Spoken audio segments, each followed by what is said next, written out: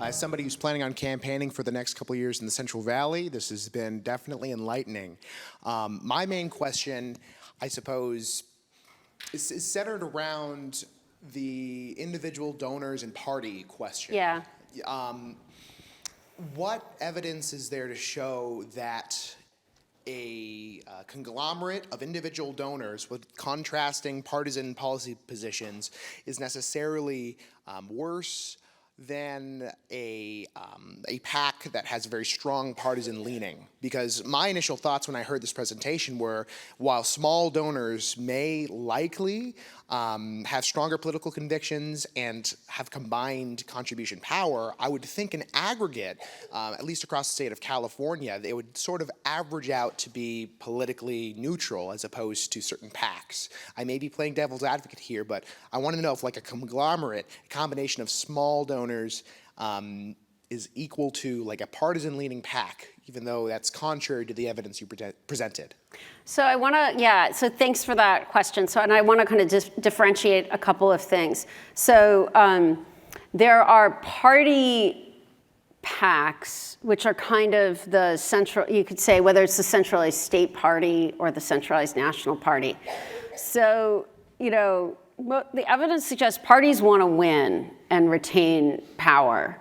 So if they think moving in and nominating a moderate is better, and they're more like, you know, electorally, on average, they'll do it, right? So you're talking about, I am assuming here, kind of a group that's not affiliated with the official party. Is that? Yeah. Okay. That's not a centralized party and may simply hold certain beliefs. I mean, again, the evidence right now is that sort of super PACs tend to complement that they're sort of awash almost with the kind of, rest of the spending, let's say. In theory, a super PAC, right? I mean, Karl Rove has a super PAC. I would call that probably a very winning-oriented super PAC, right? I mean, super PAC, right, someone has to be organizing the super PAC and has to hope that it's going to keep going. But you could have a super PAC that is kind of, we want policy X, and if our party's not going to push policy X, then we're going to sit it out. And, honestly, that looks, the New Jersey teachers unions kind of look a little like that. I mean, even though they're not like, we're not going to support this Democrat because we don't, they're kind of pro-charter school or something. So we're gonna, we're not really worried about, they're worried about their issues. I think that's why there's a little bit of this washing out with, because super PACs kind of, some of them are more the Karl Rove type and some of them are more these issue types. Organization, the more you have kind of individuals though who are, even the New Jersey Teachers Union privately will sometimes cut deals, So whereas individuals, it's hard, they're not organized. So I would say on average it would still push, but the evidence is that it kind of washes, they wash out as a group. Spent last year studying in France during the election cycle there. And as I'm sure you're aware, they have some very interesting campaign finance laws, including a cap on candidates' spending in presidential elections. And while obviously the scale in the U.S. comparatively to France is much greater, what are your thoughts on overall campaign spending caps? Thank you. Yeah, so those have been declared illegal over and over again, by the U.S. Supreme Court. But I mean, you could say we had a regime that was in place and operating where candidates could opt in, right, to voluntary spending caps. And some states have those regimes as well for candidates where, they'll have them. So I'm going to kind of operate in that context within kind of the U.S. Case law context. So there's the evidence, actually some of it by Andy Hall, who's currently on a political scientist here and a courtesy fellow at Hoover, has done some research on public financing of state elections. He suggests actually in that context that it does produce polarization. It's hard not to think that the presidential disclosures had the opposite effect, since there was kind of pretty, there was more moderation during that kind of 1980 through 2000 period, though a very small n, as we say in social science, not a lot of observations, and a lot of other things were changing in the world well. I think one of the benefits of the United States is that we have a lot of different electoral regimes across localities and states. So I kind of buy Andy Hall's finding in a significant way and think it brings up worrisome components of public financing, but I would actually say, it's kind of good that we have kind of different regimes and we should keep studying them. I realize that's not the answer you fully want, but it does tell you what, the evidence has said so far in the United States. Yeah, so thank you for your talk. I really enjoyed it. I just want to ask you about the perception of bot elections, because I think that that's important too. I know coming from Missouri, in 2022, the Democratic nominee for Senate kind of used her own fortune to basically fund her campaign. It's like $4 million of her own money because she was the heiress of the Anheuser-Busch fortune. Yeah. And then whenever she was asked about Citizens United, she said, I believe that all citizens should be united. So that shows how much she knew about politics at that time. And so I think that there is like a legitimacy problem that goes along with, spending like this. And I just wanted to know what you find in the data, whether or not they actually do change the outcome of these elections. Do they change the perception of the legitimacy of these elections? So yeah, I think that's a really important topic. And actually, I had originally thought I'd devote some time to that in the talk, and then realized I was already probably going over. And it's complicated in this way. So I think it's a serious issue, and it contributes to trust in elections. I think it compounds when there are issues. I'm kind of, not to reveal every policy preference, I'm kind of a pro-immigration person, but you look at the data and you see it's kind of the affluent and donors. like maybe we should kind of cut some sort of deal, like something that doesn't seem like it's angering, like 65% of the public here. That's also, I'm also for representation and kind of thinking through these issues. Even if I understand kind of the economic benefits of a policy, I don't think that's the end of the story. And there are distributional effects as well.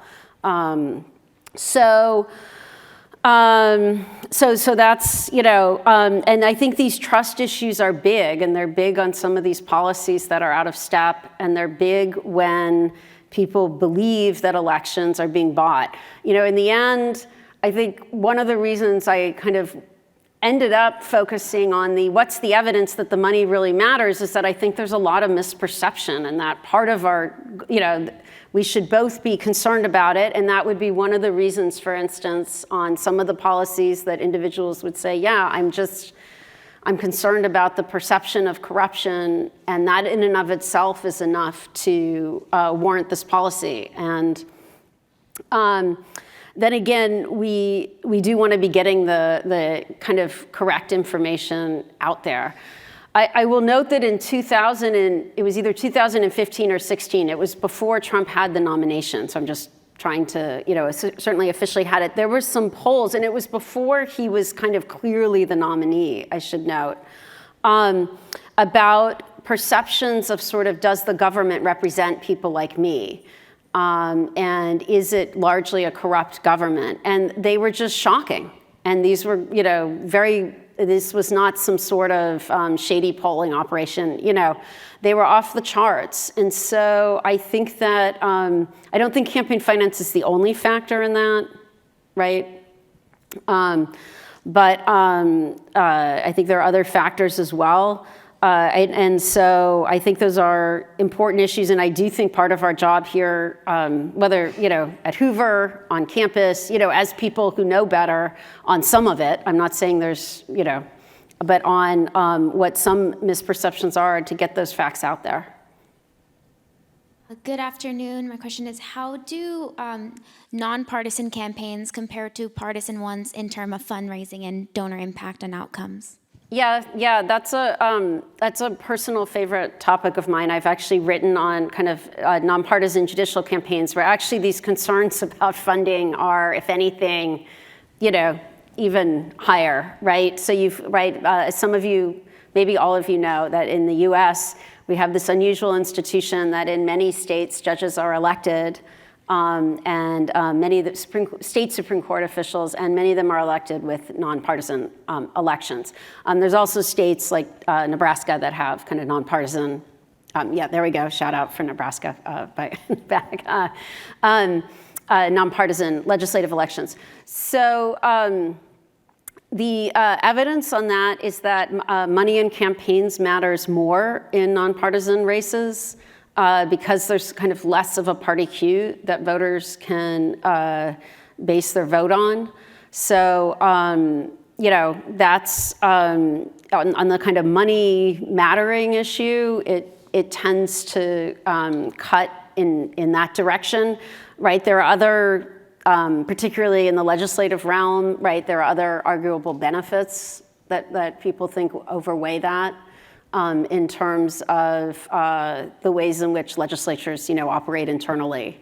And on the courts, there's also, it relates, it's not exactly the previous question, it relates a little. I think that many people think it's unbecoming for judges to run as partisan officials, as part of a party, and to run in a primary, that it encourages the sense that judges are largely partisans, and so they, think there's some benefit to the kind of nonpartisan label on the ballot. Hello, my name is Mikhail. I'm from the University of Florida, and I would love to ask, specifically when it comes to the actual personalities of the candidates. I know that you said the book does not mention, the reading does not mention the personalities that kind of make people stick out. Is there any chance you could speak about that? Is it populism that helps people win elections? And then also a follow-up, if I may, what exactly, if the actual candidates don't raise as much money, what can they do to utilize allocating specific funds in specific areas to take advantage of winning? Okay, so on the second question, I mean, one of the kind of wide open areas for research is really, and Gary Jacobson mentions it kind of in passing in his article, review article, is kind of the role of social media, right? Which is often very cheap to reach people. So we see with someone like AOC, right, she's able to get attention, right, not with a really large war chest, and in a primary defeat a very long-standing member who assumed he was just walking in to the general and walking into office through a savvy social media campaign. So that would be my initial response on what I would advise someone to do. Your first question on personality is the evidence on personality is that on presidential campaigns it has some effect because more people kind of feel some sort of connection with the presidential candidate, right? They're seeing them a lot in the news. I definitely wouldn't want to say that that's never the case with the Senate candidate or congressional candidate, but you're also not being bombarded with them, with their campaign in the same way. And they're also joining a team in a legislature, right? They're not going to operate as an individual. So the tendencies to populism, I mean, many argue in the political science literature that these tendencies to populism are much higher in presidential systems even than parliamentary systems with a prime minister, for precisely this reason, that even in some place like England where the prime minister is kind of at the head of the ticket, right, and you kind of know who you're voting for, at the same time, the party can just dump them and put up someone new. Here you're really voting for an individual in other presidential systems. Okay, thanks, Josh. Thanks for your attention.